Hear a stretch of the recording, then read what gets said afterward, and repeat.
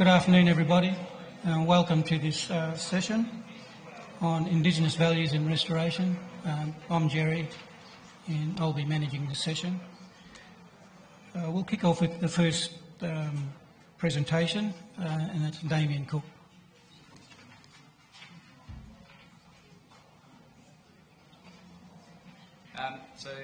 I'm Damien Cook.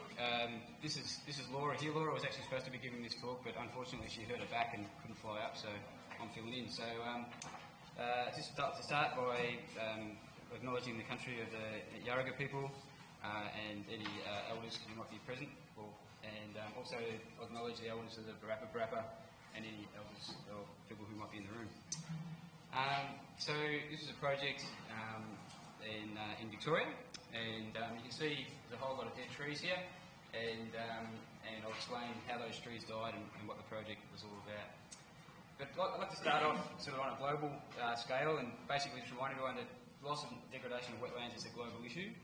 And in the last 100 years we've lost somewhere between 60 and 70% of the world's wetlands. And in some parts of Australia and other parts of the world, it's actually over 90% of the wetlands we've lost. So restoring wetlands is a pretty key thing. My study area is this area of northern Victoria. You've got the Murray River flowing through here. This is the Gumbower Forest, large area of fairly intact floodplain forest. And you've got this amazing cluster of wetlands here. You've got the Loddon River comes down here, and the Avoca River here. So it's the meeting of these rivers that creates the conditions for all these fantastic wetlands. And you've got two Ramsar sites, so sites of international significance for water birds. That's the Gumbower Forest, which has lots of nesting colonies, and the 23 wetland complex here of the Koorangie Ramsar wetlands. This is a map of conditions. So you can see the Gumbower Forest here is green. Green is good, and red is bad. You can see there's a whole string of wetlands through here, which the hydrology has been disrupted by an irrigation scheme. And so these wetlands here are now permanently flooded, which has basically stuffed them up in terms of vegetation and birds. They're much less productive. Some of the wetlands I'm talking about, these are the Koorangie marshes here. Even though they're not part of the irrigation scheme, they're still in poor condition. And in that area, we've got about 13,000 hectares where we've got dead tree canopies. So, and those are in wetlands that are either permanently flooded, so the river red gums, and Eucalyptus comogelensis and Acacia stenophylla, or the Euthymon, as the locals call it, can stand in water for about 2 or 3 years. But if you build a weir or you push irrigation water through the wetland, after about 4 or 5 years, they die. They need oxygen down around the root systems, and so we've got this huge problem with all these dead trees. So this is our project area with the Koorangie marshes, a really important part of the Koorangie Ramsar wetland site. Really creatively named, like Baobab is actually an Indigenous name, so they got that one right. That was good. But then after that, they got really creative, and it's like Baobab overflows. So the Avoca River comes in here, flows into Baobab. And then that overflows into the first marsh and second marsh and third marsh. Really creative, as I say. The duck shooters built a weir here because they wanted to hunt ducks in duck season, which is in autumn. That means you've got to hold water in the wetlands over summer. And so they wanted to deepen the wetlands, and that was an absolute disaster because that weir held the water back in, increased the hydro period at the time that the wetlands were flooded. At the same time, you've got lunettes along here of all the material that's been blown out of the wetlands. They're really fertile, and there's a lot of irrigation happening here. So you have this double whammy of increased waterlogging, but also salinity, the rising groundwater coming up, and that's why all those trees in that first slide were dead. The Avoca River is a really interesting river. It's about the fifth largest catchment in Victoria. It's about 270 kilometres long, the whole catchment, and all ends up down here in the Avoca marshes. It's actually an endorrheic river, which means that mostly it doesn't actually flow to the ocean. It mostly just flows into these marshes and evaporates out. And that does interesting things to the water chemistry. It can get quite brackish because obviously the salt's accumulating. But importantly, every now and then it does get a flush. So we get a really big flood, like 2011, we had this massive flood down the system, flushed all the salts out. So it can handle a bit of brackishness, but obviously it doesn't like getting too salty. And this is a pretty dry catchment, so the floods coming down the Avoca only happen about once every 7 years. So here's the condition in 1945, some of the first aerial photography flown in Victoria. You can see this beautiful healthy canopy of trees right through the wetland. Even this deepest area here of Third Marsh had scattering of these big old red gums, and genetically they were the ones that could survive flooding for the longest. But you can can see by 2015, the effects of that weir and that salinity, the rising water table, had killed all these trees in Third Marsh. So basically not a living tree right within that whole area. Some live trees fringing, so if some of the trees were on slightly higher ground, obviously didn't drown so much and they weren't as badly affected by that rising saline groundwater. So that's what it will look like in its healthy state. That's our reference condition, and that's what it looks like now. Still being used, like lots of habitat there, lots of things for birds to nest on, and there's seagulls nest there, lots of hollows and things. Great, still great for reptiles, but not as good as habitat as it should be. Now for the Barapa people, this is a really important area, and both sort of spiritually and culturally as well. So throughout these marshes, there's 350 registered sites, and there's heaps more that actually haven't been registered. So heaps of there's lots of scar trees, scarred black box, and deeper into the wetlands, red gum, scarred red gums, heaps of tools, and there's Uncle Dixie showing the young fellows when we were out planting how Lwin was removed. And Dixie's actually one of these fantastic guys who is re-scarring trees. So rather than scar trees being a thing of the past, he's actually going around culturally scarring trees to keep that culture alive. The other main sites here are these oven mounds. So you can see this is a little island that's sticking up above the level of the wetland. It's characterised by these burnt clay balls. So there's no stone in this country, so when people wanted to make a ground oven, they actually pressed clay into these little balls, baked them in the oven, baked them in the fire, and made these heat beads. And then you could cook your fish or your kabungi roots or your water ribbons in these earth ovens. And so just by camping in the same spot over and over, they build up the level of the ground. Some of the earth ovens north of here are about 5 metres above the level of the surrounding plains and the size of Phyu. So that's the result of a lot of parties, all that ash and animal bones and shells and things, and all these clay balls. And so these sites are absolutely everywhere in these wetlands as well.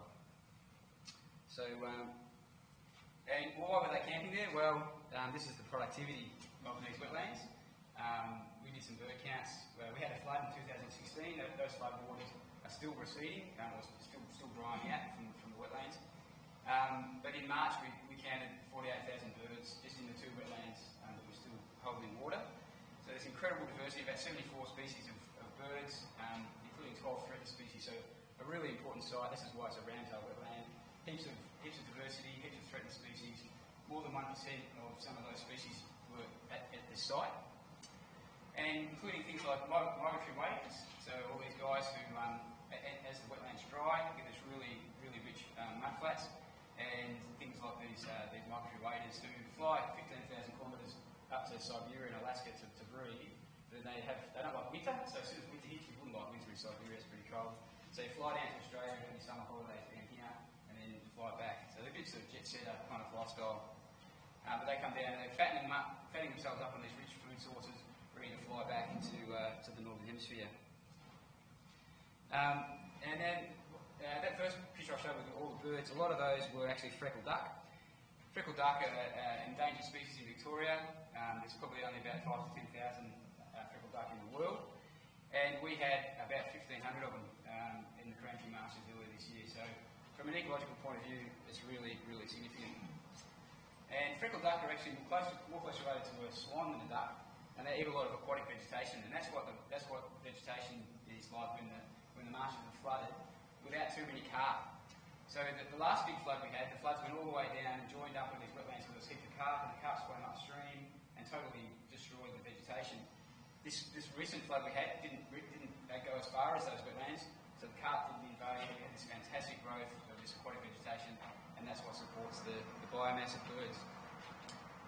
Another culturally significant animal is the eastern long-necked turtle. This is a Barapa kind of totem, and they breed. There's a little hatchling here. They like the lunettes on the eastern side. It's on sandy soil. They can get up above the flood lines and lay their nests in there. Now, the part of the Ramsar listing was the importance as a bird breeding colony. These are cormorants, darters. When the trees were alive, they had obviously nice shady canopies, and this area here is semi-arid, gets about 35-40 degrees pretty commonly in summer. So if you're a bird trying to breed and you've got no live canopy shading your chicks, it makes it pretty hard. So one of our key things we wanted to do was try and restore some tree canopy. And the other important resource in terms of ecological resource was all that timber from the hollows. So heaps of our species are hollow dependent, and if we don't have hollow trees, there's a whole bunch of animals that can't nest and breed. And even though we've got lots of those at the moment, it's not a sustainable thing because a lot of those trees are falling over and rotting. And so we need to get some young trees happening to create the hollows for the future. And all that dead timber, as I was saying, is also a fantastic reptile habitat. So we've got about 16 species of reptile, including, again, a really culturally significant animal, the Maori carpet pipe, but a whole bunch of other species which hide under fallen timber. And as the wetlands dry, so when the wetlands are full, they're full of all those aquatic plants I was showing you before that the freckled duck was feeding on. When they dry, a whole different suite of species grows, and a lot of these are culturally significant as well. So things like the Australian hollyhock here, you can use the bark on the outer part of this little shrub to make string from. You've got this endangered hoary scurfpea, and before the recession of the last flood, I'd only seen a handful of these plants. There's a couple of hectares of that plant right there, so pretty significant area for that. And this is in an area that had gone salty. So the appearance of these plants showed us that the wetland was actually starting to recover. And yeah, a whole bunch of other culturally significant plants. This is a green vegetable. That's your sort of salad you have with your roasted swan's eggs or whatever. And this is a really important medicinal plant. One of the guys working on our project, Jason, had to have a cyst cut out of his back halfway through the project. And he used the old man weed. The doctor said it would take him 3 months to go back to work, and he was back at work in 3 weeks because he made this wash out of his plant. So a very significant cultural healing plant. So as I say, the masters were healing, showing signs of healing themselves. Oops, here's here we go. So you can see the tree canopies dying there and starting to come back. So what happened was we had the millennium drought. The water level table dropped away, made water really expensive, so the irrigation farmers couldn't just splash water around. So they've actually gotten pretty good at not wasting water now. And so we've got this situation where we've got the canopy starting to recover. And so nature is showing us that it's ready to try and get these wetlands back into action. But unfortunately, in a flood, all the red gum seed washes to the edge of the wetland, so we've got this fantastic regeneration, a ring of seedlings all the way around the wetland, but nothing coming out and thousands of hectares out in the middle. So our project was to try and get those trees happening back out in the middle of the wetland. So the idea was to engage the Booirodoong, encourage the tree canopy to regenerate the deeper parts of the wetland, get that roosting habitat back for the birds, put the habitat back for the reptiles and woodland birds and a whole bunch of other values. So there's Uncle Duck out there planting in the heat, and we're planting on the recession of the floodwater, so the water's done the job of herbicide. We can do it totally organically, we can use any herbicide. We use these long stem picos, so these are red gums here. We're punching the root balls about that far into the mud, so that means the tree's got access to moisture for a long period of time.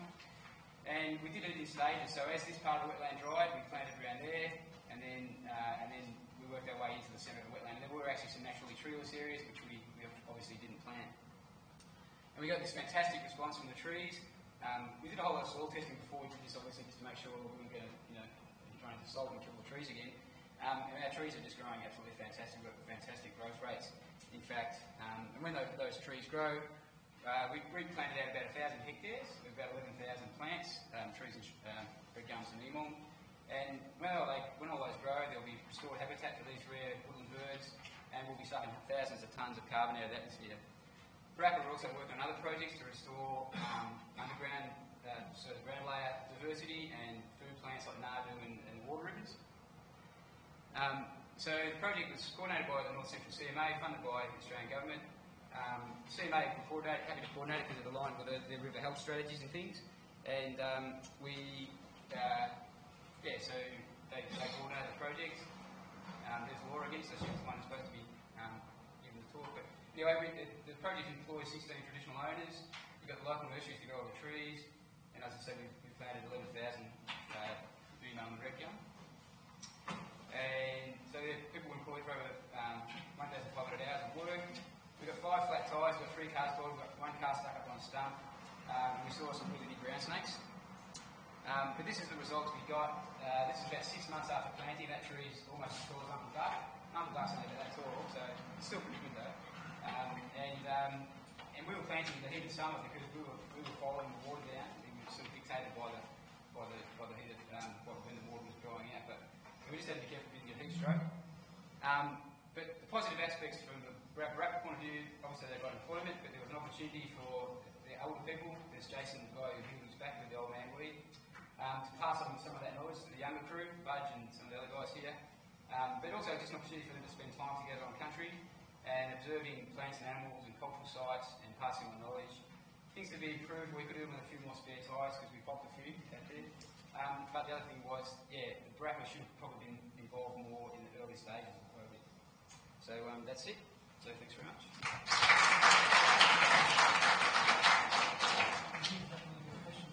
Yep, no, right, yeah, catch up with you. If you're working from here, then the audio is going to be picked up by the system. Oh, okay. So it's good. Do that. And you can see the screen. Yeah. No worries. I just forgot to mention the format. It's 12 minutes speaking time and then 3 minutes for question. And I'll let you know when it's 3 minutes to go.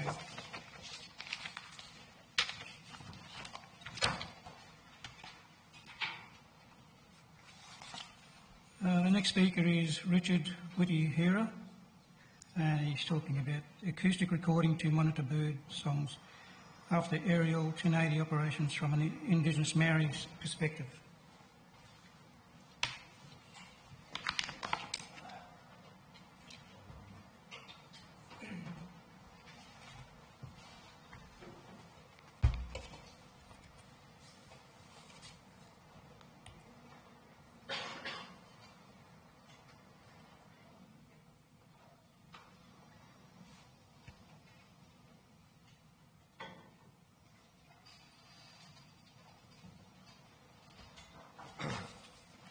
Kia ora tātou mā, e hui mai nei o tēnei hui. Greetings to everybody seated here today. There are three things that guide, values that guide our Maori people. That's the spiritual world, the natural world and the human world. So I hope to cover each of those. So first and foremost, I'll acknowledge the spiritual world. Ka mihi ki a koe te matunu te rangi koe I te timatanga o te whakaotinga ngā mea katoa. First and foremost, I acknowledge that which is greatest for all things come from that source. Tuarua, ka mihi ki a koe e te tangata o moi a, me ngō moi no tō maunga me tō awa, me tō wahi tapu. Secondly, I acknowledge the Indigenous people of this country. The Maoris call them the Dreamtime people. I acknowledge their mountains, their rivers and their sacred sites. Tuarua, ka mihi ki a koe, ka mihi koutou katoa I ngā whānau hoki o Australia. Third, I acknowledge the peoples of Australia. Beautiful country. Love Australia. I only got two things that worries me about Australia. That's the All Blacks when we lose against Australia. That hadn't been happening for a while. The Warriors, who have never actually won an NRL final. And of course our Silver Fern netball got thrashed last Sunday by Australia. But anyway, my talk is on acoustic recorder on birdsong after aerial 1080 operations from an Indigenous Maori perspective. And I'd like to actually acknowledge my hapu over there, Ngāti Kote and Patukea, avians, who I'm a director of, and Victoria Messi University, who I also work with, and of course my colleagues Isabel Castro and Stephen Marsland. They're my colleagues. I'll start off with my place to stand here. They call it my aku pepiha, because we all came to New Zealand on something, and we call it a waka, a canoe. So my waka is Ngātuki Matawhaurua. That was the second waka to actually come to New Zealand. My sacred mountain is Rākau Manga mai Hawaii ke here ngā waka ngā tupuna me te pau at te wharetapu o Ngāpui. And that's it there, the highest point on Cape Breton Peninsula. It's also the pivotal point of the Polynesian Triangle. So it's the third most sacredest mountain in Polynesia. My ocean is Hipapiri Herenga Waka, also known as the Bay of Islands. My ancestral houses are Te Rāwhiti and Kaingahoa, my marae. My sub-tribes are Ngāti Kota and Patukeha.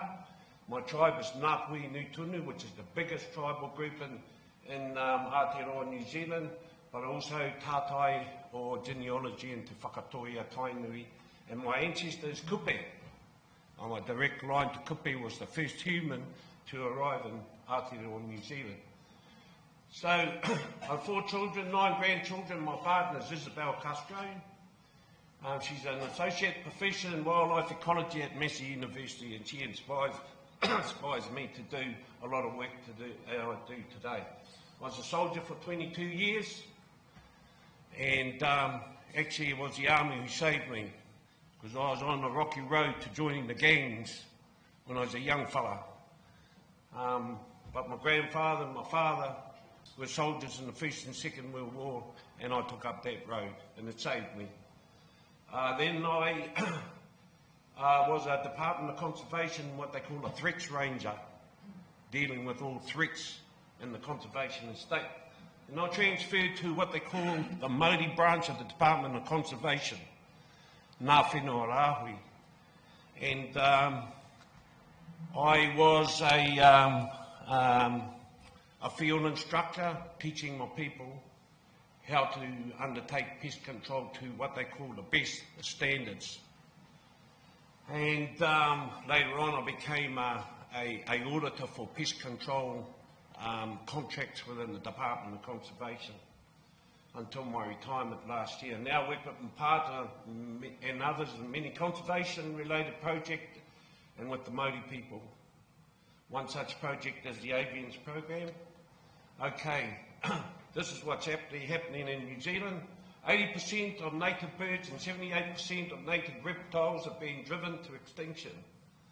Introduced pests consume 26 million chicks and eggs per year and countless reptiles.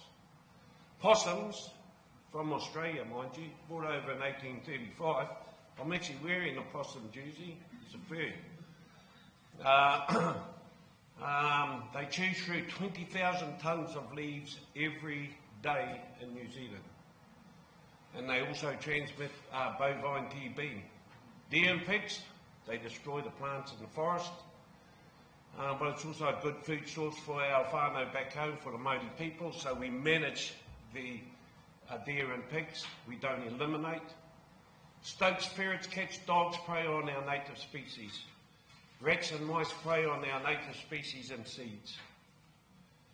What is TN80? It's sodium fluorescate, first identified in 1942 as a very effective rodenticide. TN80 is the catalogue number that became its name. It derives from Castrolobium, I'm not good on these French names, a plant in the family Fabaceae. I hope I got that right. Over 100 species from Western Australia. And bushtail possums, bush rats and western grey kangaroos native to this region are capable of safely eating plants containing fluorescate. Livestock and introduced species from elsewhere in Australia are highly susceptible to the poison. Why is it the main tool in the toolbox to control introduced pests in New Zealand, Aotearoa? New Zealand is the biggest user of biodegradable TN80 poison, using about 80% of the world's supply. However, I did find out on the news that in northern New South Wales there's a massive $20 million hectare aerial operation of TN80 that's about to happen to control wild dogs. Biodegradable TN80 poison is the only poison currently registered for use in mainland New Zealand and target mammal and pests. It has been used since the late 1950s. It's the only method that can be deployed rapidly to manage a pest boom over vast and rugged terrain. It's cost effective. If you want to do everything by manual trapping, the costs are between $250 and $500 per hectare, depends on the topography of the land. With aerial 1080 at $35 a hectare. So which one would you choose if you actually own the land?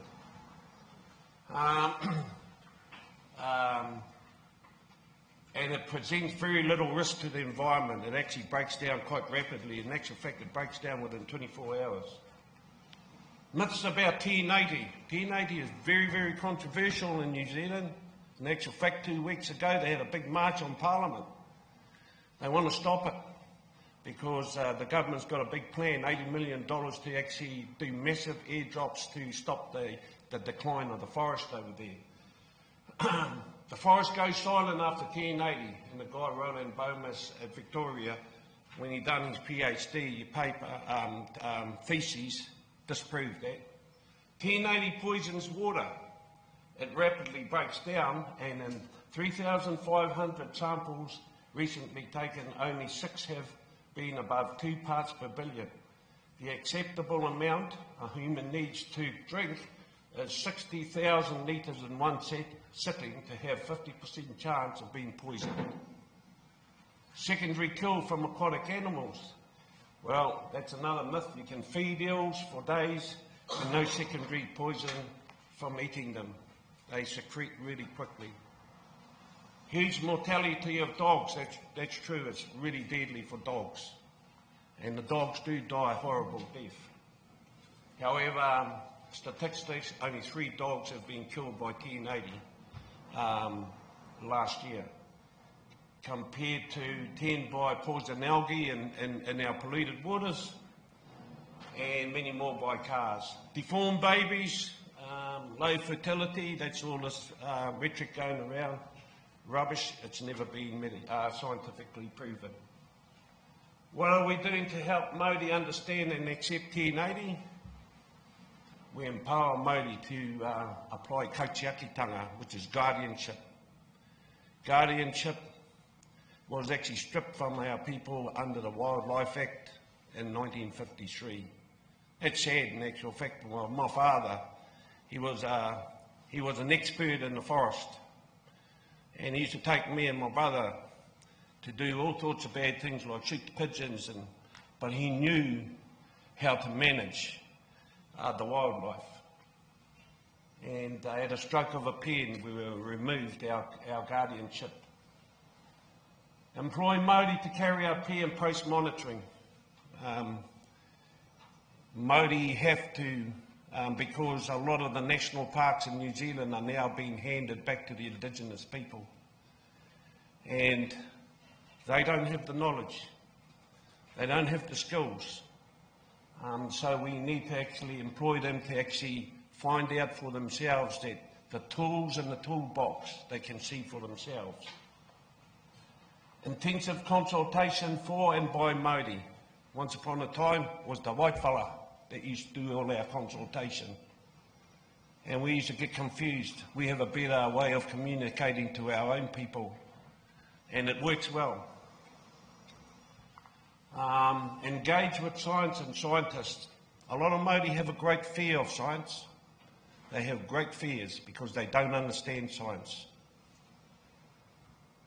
In actual fact, there's been a massive increase in our people going to university, and they come out as lawyers and doctors, and we're trying to encourage them to go into science. Engage with science and scientists. Use acoustic and video monitor to affect the 1080 on native and introduced species. And that's one of the tools, acoustic recorders.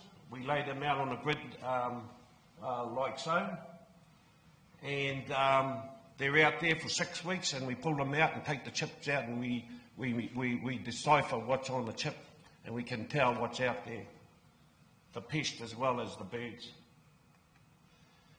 Why decision? Well, we support mana whenua making the best decision for their ecological tonga, ngā tonga tuku iho, ngā tupuna, the treasures are handed down by our ancestors. We support full access to robust science to inform the best decision making. We denounce hate speech or acts of violence in relation to Tianati. I've been spat on.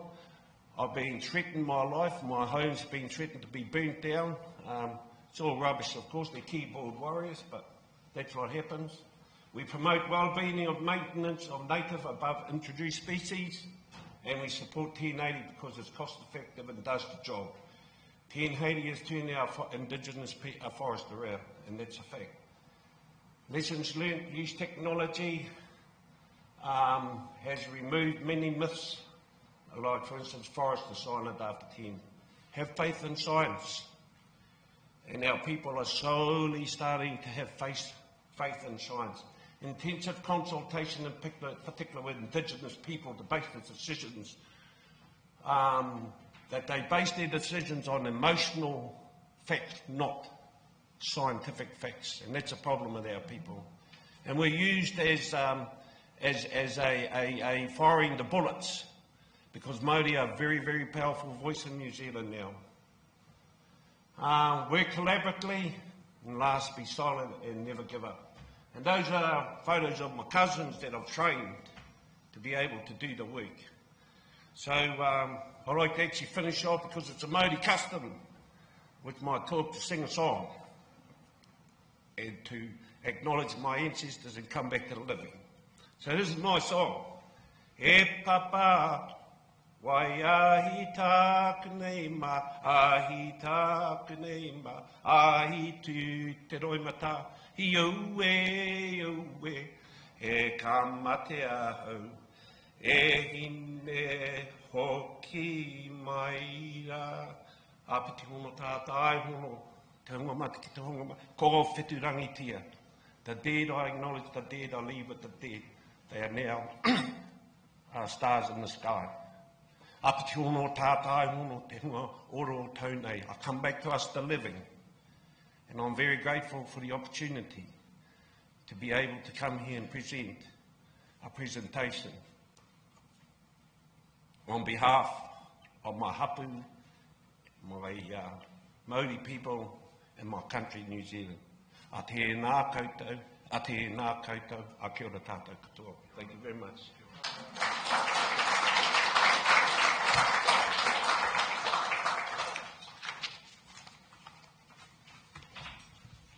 Thanks very much, Richard. I think it may be time to ask questions after all the speakers are finished. So you can keep your questions till then.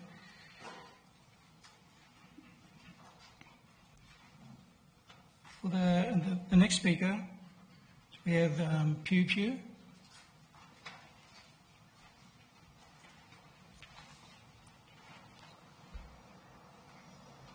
Investigation on proximate and underlying causes of deforestation to identify remedial measures, and a case study, Ywangan Township, Shan State, Myanmar.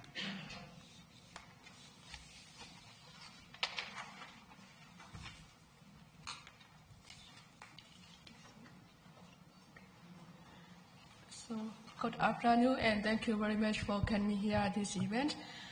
Today, what I'm presenting is just a simple research that I have conducted during my PhD study, so it's not an extensive project like others presented. And the title is like I investigated the causes of the deforestation and then to identify the restoration measures for an area. So the case study is just a small area of my country, Myanmar. And this is the contents of my presentation. And for the research background, firstly, I'd like to introduce you about the shifty cultivation, because it is the main theme of my presentation. Actually, like the shifty cultivation is the clearing the forest, and then it's a kind of the agricultural practice, and people doing the agricultural practice in that area, and then they left that area, and then they moved to another forest area and clearing and doing the agricultural practice. So they left the previous area for examine about 20 years to become a forest again. So it's not like a kind of deforestation. It can recruit the forest.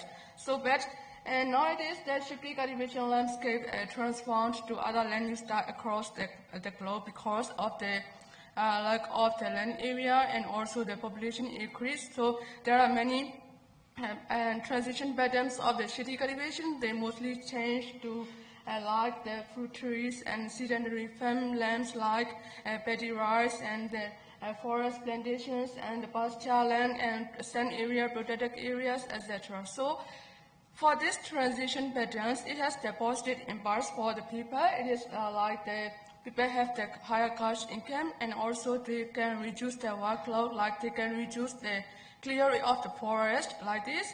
But again, it has the negative impacts, like it can enhance the deforestation, and because of the continuous agriculture, it can enhance the soil erosion, biodiversity loss, etc. And so, how about the shitty cultivation in my country? So, like the same trend in my country, and this shitty cultivation practice also now moved to another land use type, and this is actually mainly practiced by the ethnic minorities in the mountainous areas, not in the flat lowland area. And although the minorities practice that agricultural practice, and it has gone through by the government since colonial time, like the 1980, and also in 1995, Myanmar forest policy also legally prohibited the connection of the shitty cultivation by the local people. And although we prohibit the connecting the shitty cultivation, the external deforestation increased and year by year. So that's why this shitty cultivation is not the causes of the deforestation also in my country. And I'd like to introduce how about the forest administration in my country, because it's related with the deforestation in my study area. And we have the two types of the forest land. It is like the legally secure forest, and it has two classes. And this is the constituted under the forest law. And another forest area, apart from those legally secure forest, is the unclassified forest, that it is called the land at the disposal of the government. That means not only forest department, other government department can grant property rights to any organization or person. So if the forest department want to conserve the reserve forest in that land, we can do, but we have the same consultations with the local people and on the other department. And if agricultural department can want to grant the property rights to local people to conduct the agricultural practice, they can do. That's why. And most of the deforestation in my study area occur in that kind of the forest, although it has forest and deforestation appear in that kind of area.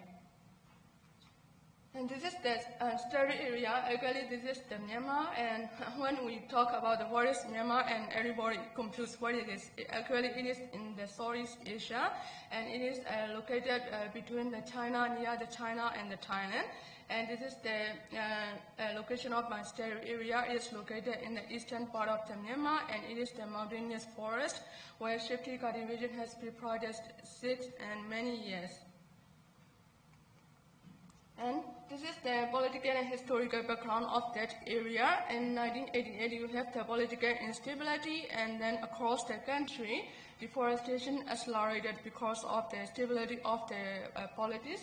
And also in 1988, before 1988, Myanmar practiced like the socialist economic policy, and then at that year they practiced the open door policy, and that why some economic changes has occurred at that time. And also in 1995 we have the forest policy, and that banned the shifty cultivation practice. And this is the road innovation because of an economic expansion in that area.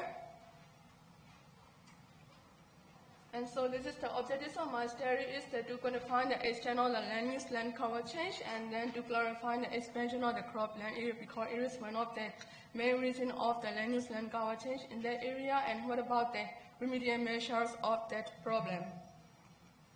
So this is my methodology, and I applied two different methods, and qualitative methods and the quantitative methods. And for the quantitative methods, it includes the free observation and also the mapping, remote sensing method. So for the land use land cover classes, and define the 4 classes, 4 main classes in that area: the closed forest, the open forest, and the cropland. And in the bare land, it is like the rocking areas, and with limited or no vegetation at all.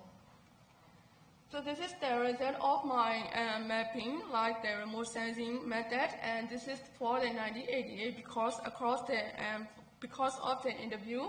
The main land use land cover change occurred at that time because of the economic and expansion and also the policy, and they transformed their shifty cultivated areas to the seasonary farmland, mostly the tea garden, like the green leaves and the pickled tea leaves. So this is the 1988 and this is the 2016, like the 28 years difference period. And the yellow color represents the cropland, and the green color represents the forest land. And this is the central area of that area, the township, and it did not change a bit. And this central area, it is the flat lowland area. They practiced the agriculture since a long time, since that time, but the prominent change is this area. This area is actually the hilling, undulating hilling area. And before, the people practiced the shifty cultivation, but now they expand that area to the sedentary farmland, and that's why the prominent land use land cover change is the cropland expansion. It is like the 2 times of the previous cropland area. And I found the 2 significant landscapes in that area, as you see here. And this area is the flat area, and these red areas represent the undulating hilly areas. So this is like the dark spot is the new cropland or cart, and the white spot is the represent the old cropland. That's we can see that the most land use land cover change occurred in that hilling area. That means also according to the interviews, the local people changed their shifty cultivated area in the mountainous region to the sedentary farmlands. It is the tea garden. So this is one of the main reason of the deforestation in that. Not before, it is also loss of the forest in that area.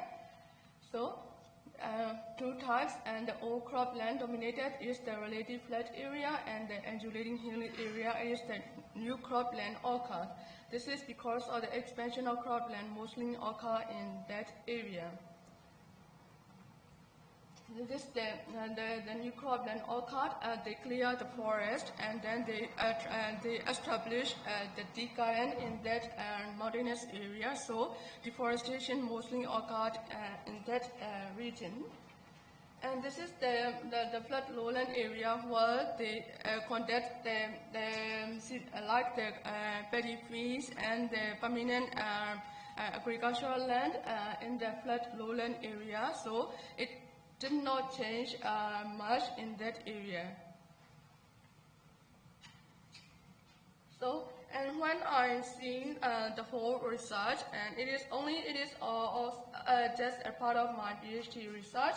So, and for the whole research that I found 3 main things. And the first one is the land cover change, and the second one is the current forest condition, and the third one is related with the local livelihoods. The main problem is that local people changed their livelihood pattern. Previously, they practiced the shifty cultivation, and at that time,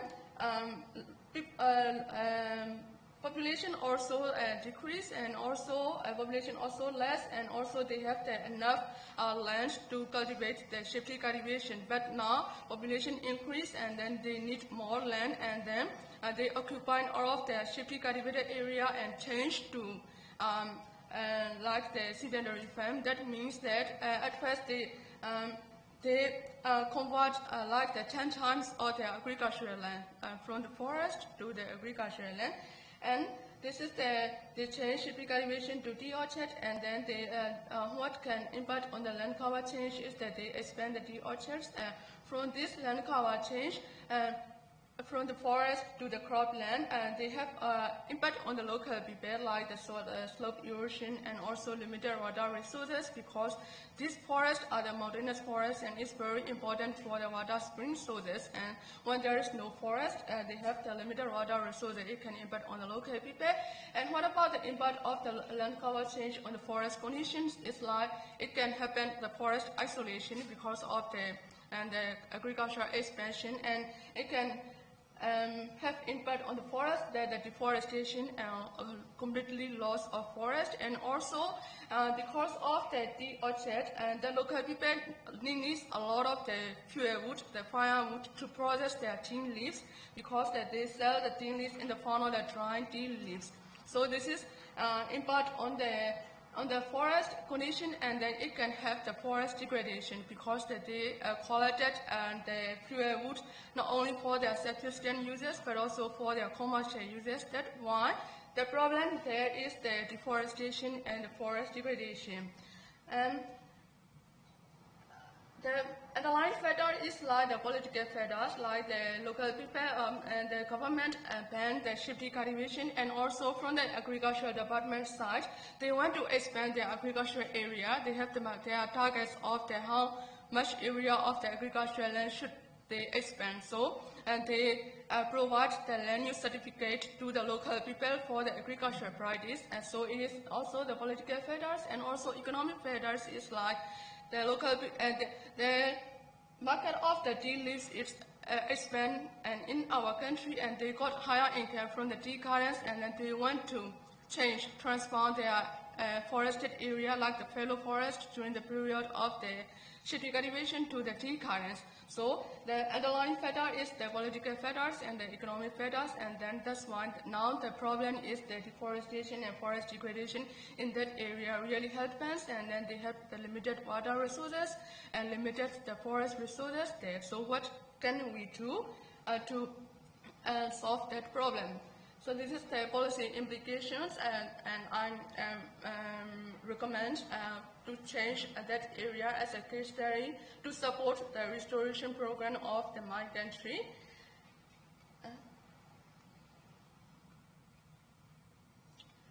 So this is the problem is the uncontrolled expansion of the tea gardens, and also that's why we need that expansion of the tea gardens occurred in the unclassified forest. That means not in the reserve forest and managed by the forest department is another forest, and forest department solely not have the rights to manage that kind of forest. So that's why we need systematic management, how we can manage and forest outside our reserve area.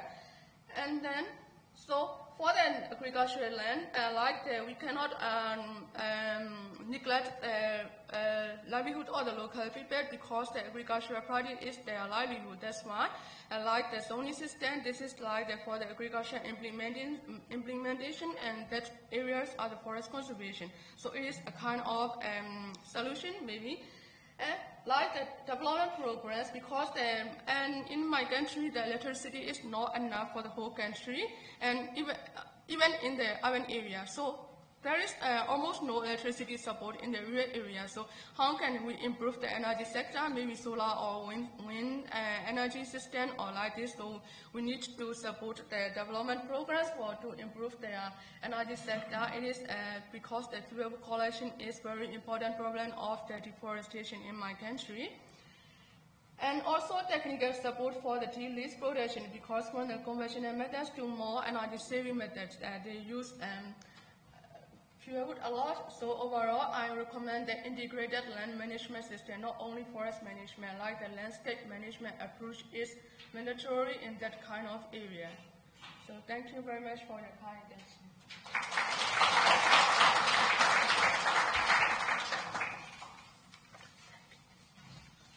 Thank you, Phyu. Next speaker is Rowena Morris, and she's going to talk about community solutions to rehabilitating seabird breeding habitat on Big Islands.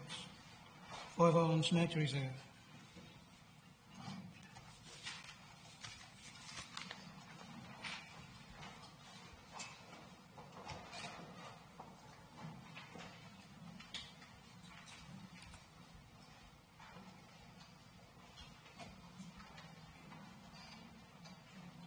Hello.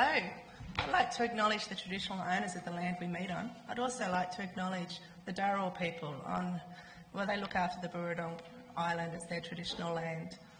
And especially, I'd like to acknowledge the co-authors of this paper. So that would be Peter Button, Nicholas Carlisle, Kevin Mills, Chris Lloyd. I do have photos of each of them. Where's my clicker? There it is. All right, this is Uncle Pete Button. He's just instrumental to this project, a glorious person. He is field officer with National Parks and Wildlife Service, and this is why we have such a great relationship with the Dharawal people. He works out on the island, puts his heart and soul into it. He got his boat licence for this project, couldn't drive a boat beforehand, he sure can now. We go and land where the waves are. He's also plays the didgeridoo and is involved in the cultural art openings that we've been having. Instrumental to this project. Wish he was here. The Big Island, Booirodoong, is the traditional name. A lot of the Kooris don't even know that name, but some of the elders do kind of go, yeah, I think my dad used to call it Booirodoong. There's a lot of dreaming story connections. It's very important to the Koori people. It's a female site.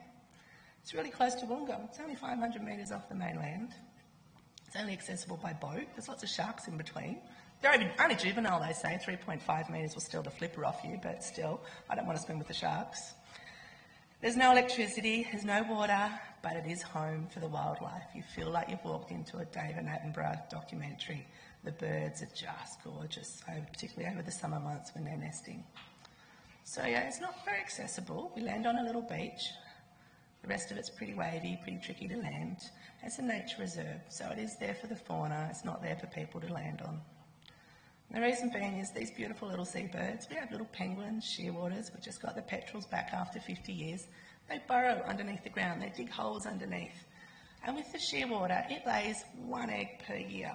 So if you tread on that burrow and squash that shearwater's egg, it's got no family for the rest of the year. And what we do is we have a little bit of a problem. We have weeds growing on the island. The island was farmed a long time ago.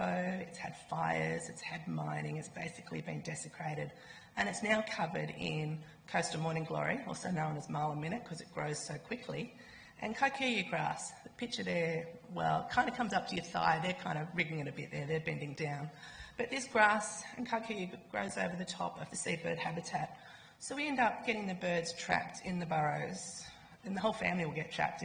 If the bird at the front gets trapped, the chick and the parent bird down in the bottom will also get trapped. They get the wings and their legs get wrapped around by the kikuyu grass, and it's really not a nice sight. The shearwater on your right-hand side, I actually had to rescue that one. It was wound up, it was in the middle of the summer, and the shearwaters aren't out in the sun in the middle of the summer on the island. They're down underneath in their burrows or out collecting food. So we've had success with the program. What you see on your left-hand side is the kikuyu grass, lush and green and beautiful.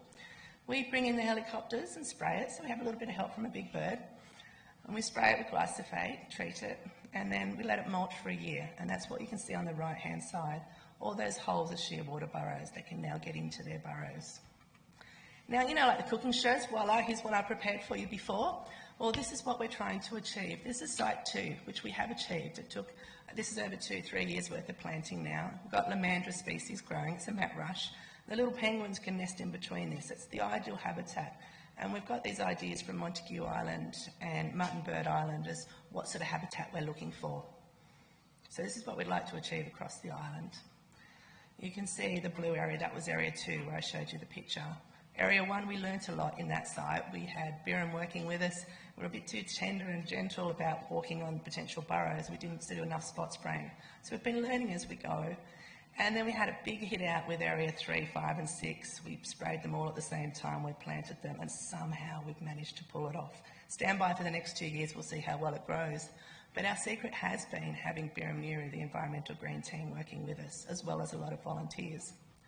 The considerations to take on such a crazy project, we need to know about the cultural importance. We all knew it's connected to the five islands. It's 5 Islands Nature Reserve is what I look after. And there's a story connected to Mount Gira about the or 6 sisters, and 5 of them being really naughty. It's also a nature reserve, so you can't just go and do anything there. You have to go through a lot of environmental protocols.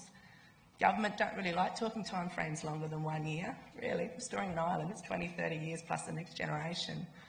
The boats are hard to get there, the weather's crazy, and you've got to look at when the seabirds are breeding as to when you can conduct your operations. We need a lot of staff, a lot of contractors, and really keen, enthusiastic volunteers. Of course, you need money to do a project like this.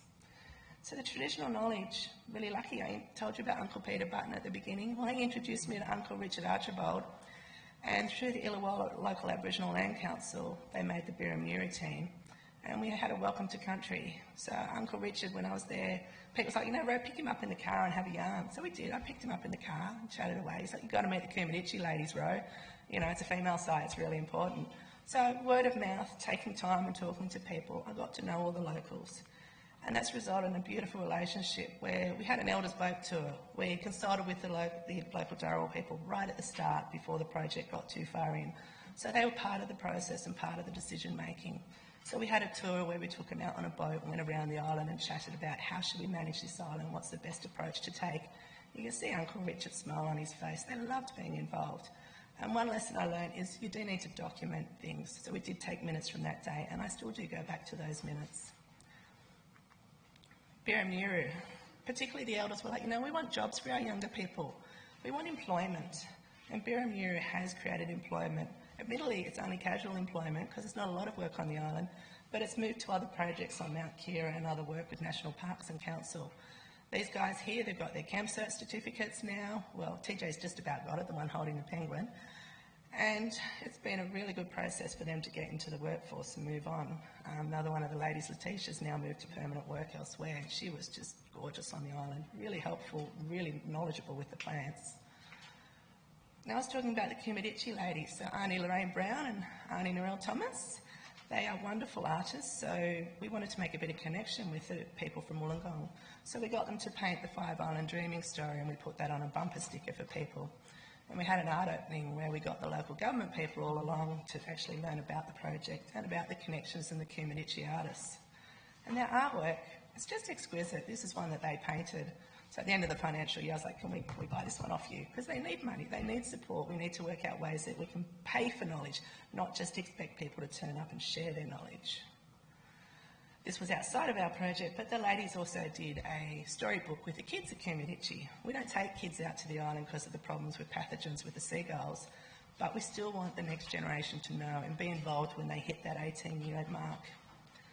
Now the project is bigger than Ben-Hur really. We have a lot of scientific expertise involved. So this is the co-author Nicholas in the bottom left corner.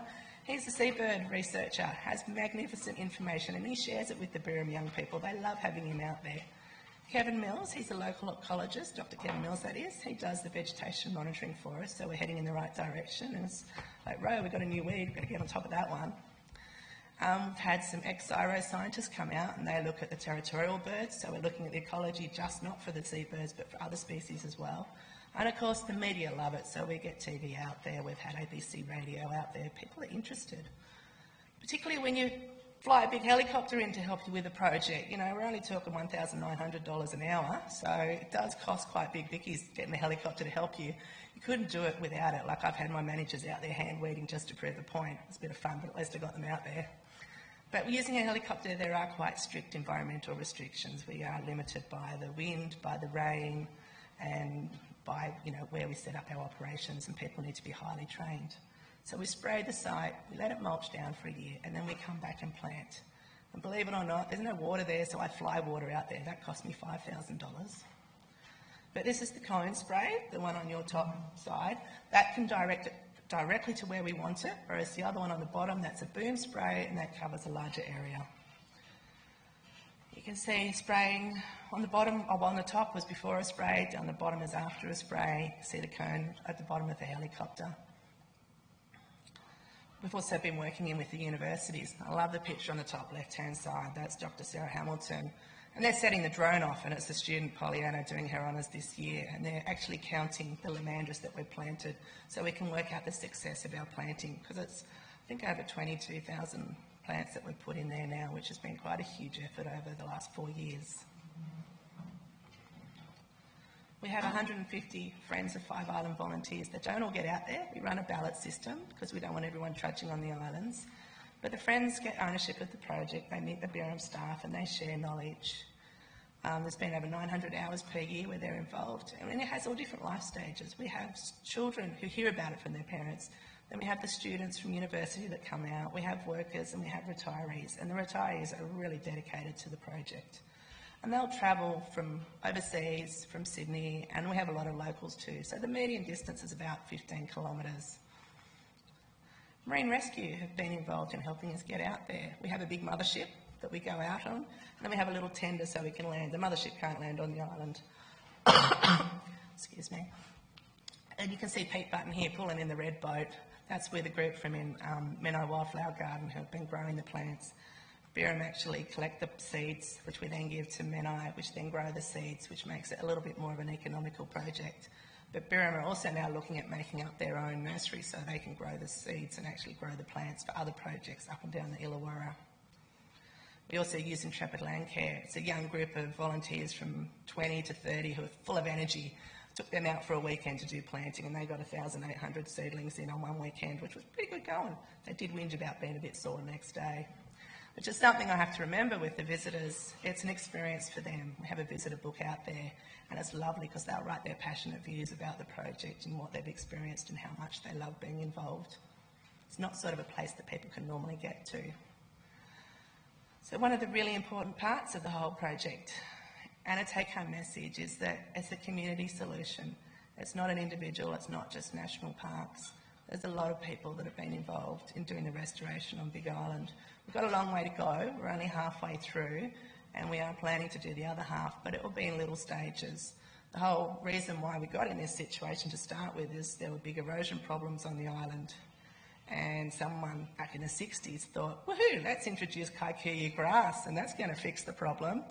Well, what is it, 20 years on, 30 years on, we're now trying to fix the problem of kikuyu grass and to remove that one from there.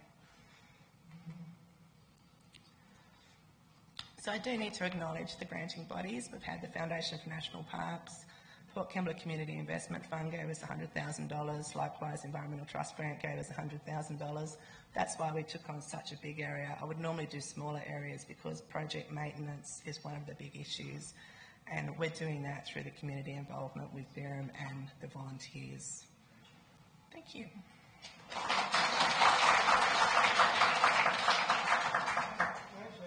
Time for a couple of questions if you want to ask Lwin.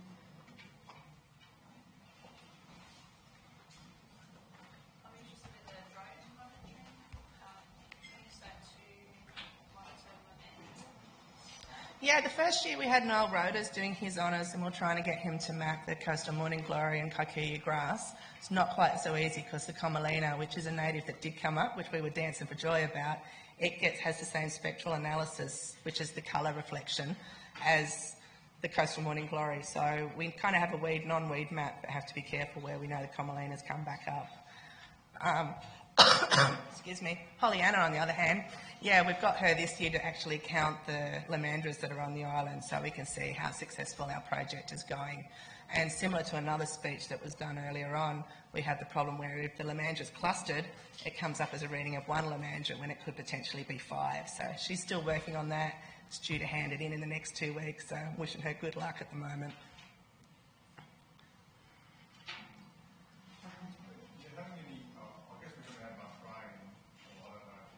Oh, yeah, keep going, sorry, before I... Have you had any problems with erosion when you've done the planting? Because you still got all vegetation, and then you're putting different plants in, and I guess there's a possibility of more erosion.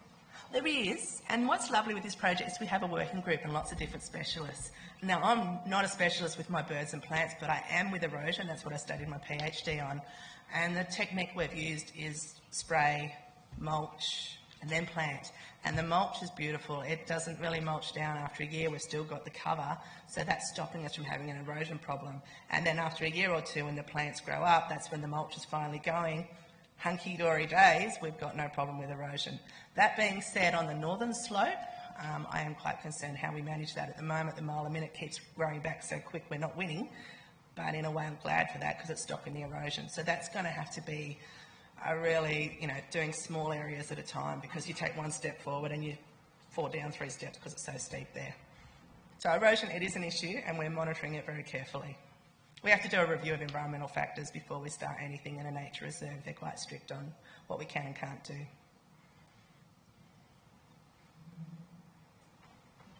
My pleasure.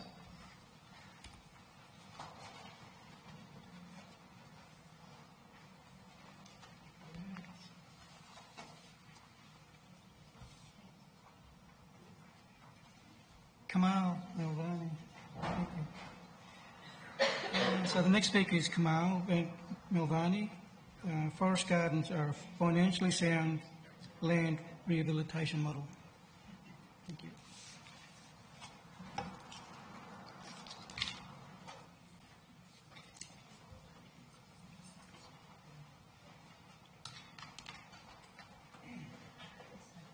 Can I control it from here?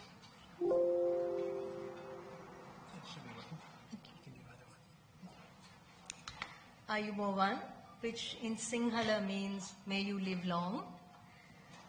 My topic for today is to do with forest gardens and how financially sound they are as a rehabilitation model.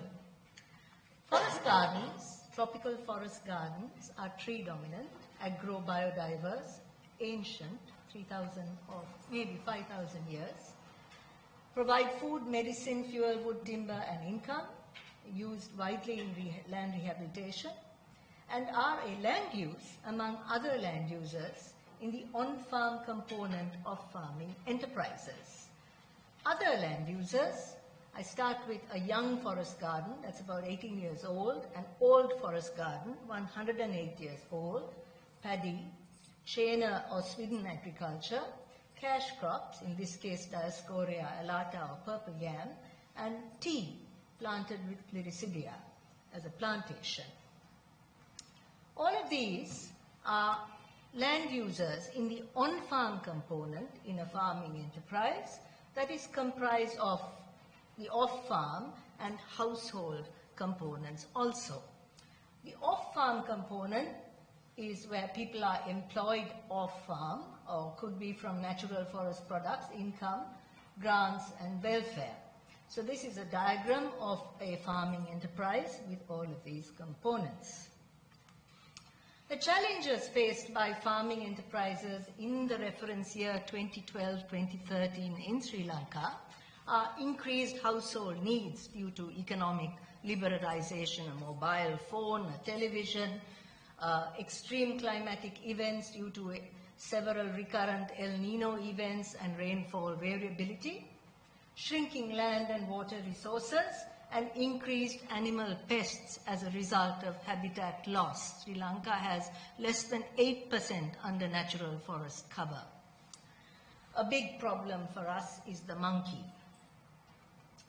So the question is, can forest gardens reduce the economic vulnerability of farming enterprises in the short or 1 year or the reference year 2012 to 2013 and in the long term, that is the foreseeable future beyond 2030. So how I did this was I collected data for both the short term and the long term. I processed the data, I analyzed the data because a lot of it was using accounting procedures, specifically accounting standard 141 that has to do with biological assets or long-term accounting.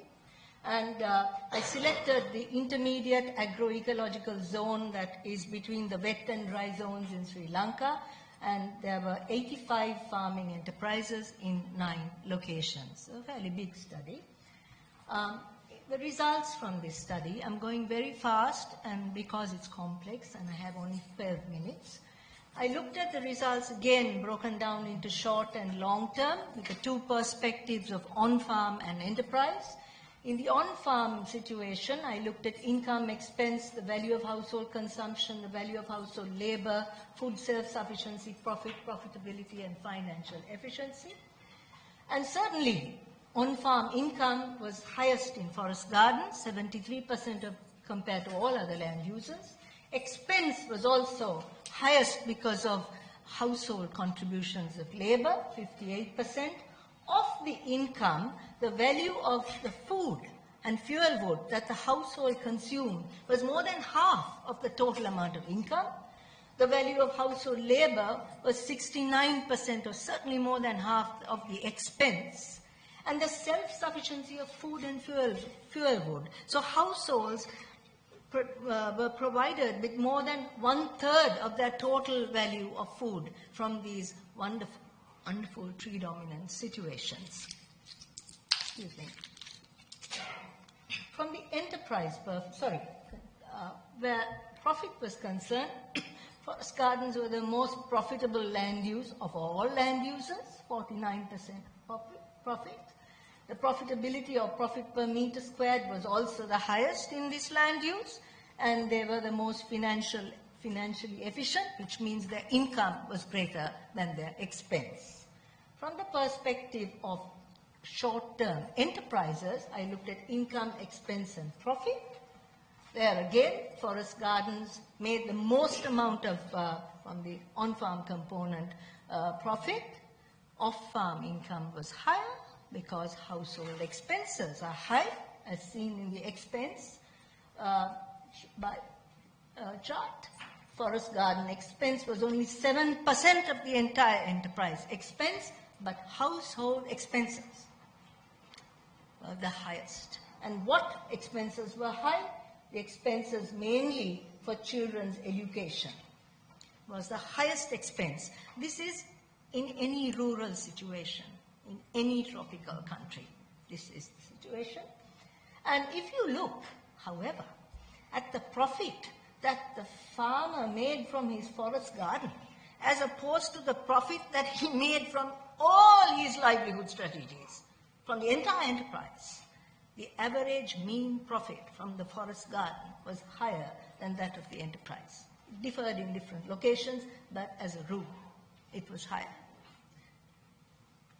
From the long-term perspective, and what do I mean by long-term? So I went to every 45 of the total sample, and I had the farmer measure the potential fuel wood and timber value in all his trees of timber value, and that's the number of fuel wood species, timber and fuel wood species, and I looked at him giving me the net realizable value or the potential value that these trees would make once he cut them beyond 2013. In this box and whisker plot, very clearly, the value of the timber and fuel wood species from forest gardens were far greater than all other timber and fuel wood species in all other land uses. So the previous speaker spoke about Sweden agriculture and other land use. Here we are, 5 different types of land use, but under tree-dominated agriculture, the potential income was far higher. Of course, the number of species were higher. And important for us to realize here, I'm going back here, that in accounting, the short-term profit are the current assets or the cash in hand that the farmer has, and as opposed to the biological assets are this net realizable value or the timber and fuel wood potential timber and fuel wood value. So in the long term, from the enterprise perspective, forest gardens had the highest current assets, they had the highest biological assets, and 68% of all the land in the entire 9 locations was under forest garden land use. So if you look at the equity or the farmer's ownership, his stake, the co-ownership interest, 79% of all the assets minus the liabilities that farmers had, 79% was from forest gardens or tree-dominated agriculture. So what does this mean? This means that yes, forest gardens do reduce the economic vulnerability of farming enterprises, both in short and long terms, because of greater household consumption and inputs, which is tantamount to money saved. Household food self-sufficiency was owed to, there were 165 crops, not one, No, 165 crops at different times of the year, so there was no risk. The farmer had adequate food, was self-sufficient in food. High profit, profitability, financial efficiency, because there were tree crops mainly, and tree crops are more resilient to drought, animal and insect pests, require less labor and maintenance, and over and above all of that, forest gardens, tree-dominant agriculture, trees are repositories of biological assets that are the farmer's long-term investment. In my country and several other countries that have forest gardens, trees are their insurance. They don't have fixed deposits. Trees are their assets. And so, they're easily convertible to, in a household emergency, a funeral, a puberty ceremony, a wedding, cut a tree, or when the farmer grows old. That's when they cut a tree so that they can have food to eat. So, yes, forest gardens are financially sound as a land rehabilitation model. Thank you very much.